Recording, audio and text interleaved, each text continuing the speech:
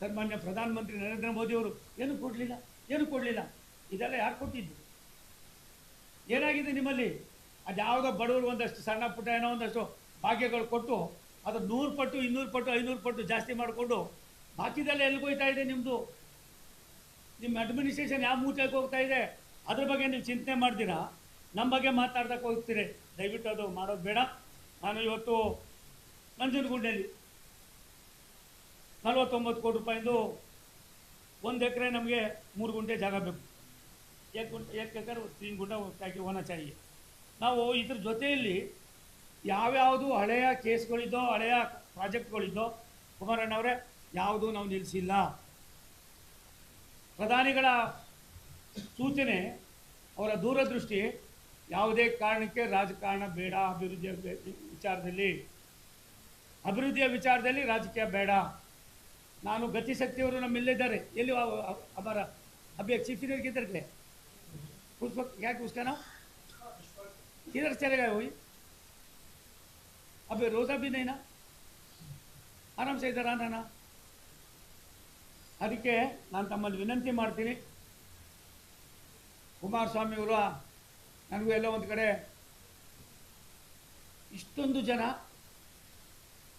ಭಾರತ ಸರ್ಕಾರವನ್ನು, ರಾಷ್ಟ್ರದ ಪ್ರಧಾನಮಂತ್ರಿ ನರೇಂದ್ರ ಮೋದಿಯವರ ದೂರದೃಷ್ಟಿಯನ್ನು ಕರ್ನಾಟಕ ರಾಜ್ಯದಲ್ಲಿ ಹಳ್ಳಿಗಾಡಿನ ಜನ ಒಂದು ರೀತಿ ತಂಡೋಪತಂಡವಾಗಿ ಬರ್ತಾ ಇದ್ದದ್ದು ನೋಡಿದ್ರೆ ನನಗನ್ನಿಸ್ತದೆ ಭವಿಷ್ಯ ಭಾರತದಲ್ಲಿ ಕರ್ನಾಟಕವು ಕೂಡ ಅಭಿವೃದ್ಧಿಯತ್ತ ಹೋಗ್ತದೆ ಅನ್ನೋದಕ್ಕೆ ಆ ಜನರ ಇವತ್ತು ಮಾರ್ಗದರ್ಶನ, ಅವರ ಒಂದು ರೀತಿಯ ದುಗುಡ, ಸಂತೋಷ, ಇದಕ್ಕೆ ಇವತ್ತು ಕಾರಣ ಸನ್ಮಾನ್ಯ ನಮ್ಮ ಮಂತ್ರಿಗಳು ಮತ್ತು ರಾಜ್ಯದ ಮಾಜಿ ಮುಖ್ಯಮಂತ್ರಿಗಳಾದ ಕುಮಾರಸ್ವಾಮಿಯವರು.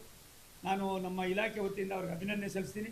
ನೀವು ಆದಮೇಲೆ ಒಂದು ಅರ್ಧ ಗಂಟೆ ನಾವು ಅಧಿಕಾರಿಗಳ ಜೊತೆಯಲ್ಲಿ ಮೀಟಿಂಗ್ ಮಾಡಿ, ನಾನು ಪತ್ರಿಕೆಯವ್ರಿಗೆ ಸ್ವಲ್ಪ ಕಸಿಬಿಸಿ ಆಯಿತು, ಇಲ್ಲಿ ಬಂದಾಗೆಲ್ಲ ಕಸಿಬಿಸಿನ ಆಯ್ತದೆ, ಅದು ಯಾಕೆ ಏನೋ ಗೊತ್ತಿಲ್ಲ ಕಣ್ರಪ್ಪ, ನಿಮಗೆಲ್ಲ ಒಂದು ಸಾರಿ ಡೈ ಹೊಡಿತೀನಿ, ದಯವಿಟ್ಟು ಯಾರು ಅನ್ಯತಾ ಭಾವಿಸ್ಕೊಳ್ಬೇಡಿ.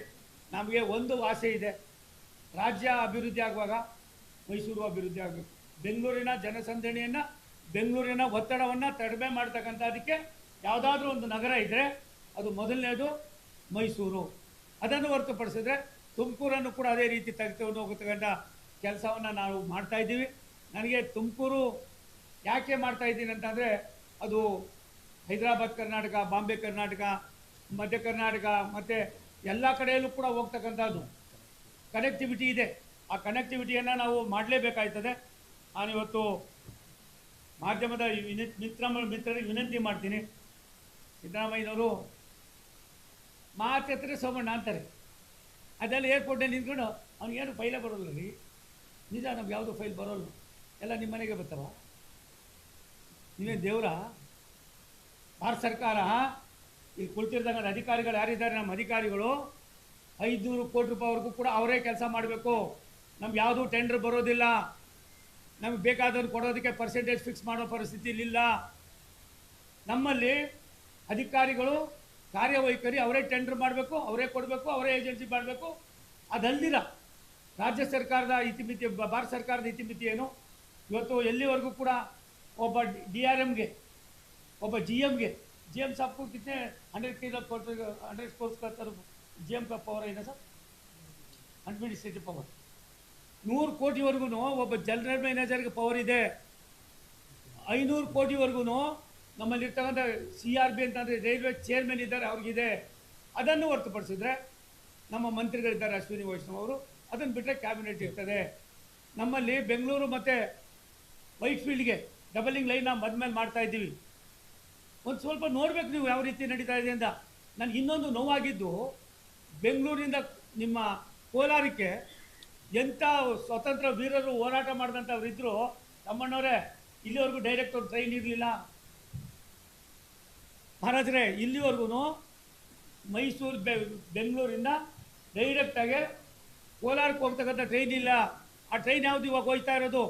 ತಮಿಳ್ನಾಡಿಗೆ ಹೋಗೋದಕ್ಕೆ ಹಿಂದೆ ಮಹಾರಾಜ ಮೈಸೂರು ಮತ್ತು ಬ್ರಿಟಿಷ್ನವ್ರು ಹಾಕಿರ್ತಕ್ಕಂಥ ಲೈನಲ್ಲಿತ್ತು.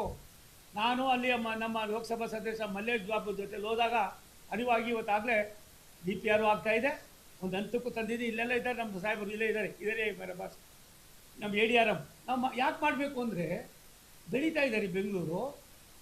ಇವತ್ತು ನಮ್ಮ ತುಮಕೂರಿಗೆ 4 ಪಥದ ಇದು ಮಾಡ್ತಾಯಿದ್ದೀವಿ. ನ್ಯಾಷನಲ್ ಹೈವೇ, ಅವತ್ತೇನಾರ ನ್ಯಾಷನಲ್ ಹೈವೇ ಆಗಲಿಲ್ಲ ಅಂದರೆ ಇವತ್ತು ಏನಾಗ್ತಾ ಇತ್ತು ಅನ್ನೋದ್ರ ಬಗ್ಗೆ ಚಿಂತೆ ಮಾಡಬೇಕಾಗಿದೆ. ಅಭಿವೃದ್ಧಿಯನ್ನು ಮಾಡೋದು ಬಿಟ್ಟು ಬಾಕಿ ಎಲ್ಲ ಕೂಡ ಮಾಡ್ತಾ ಇದ್ದೀರಿ.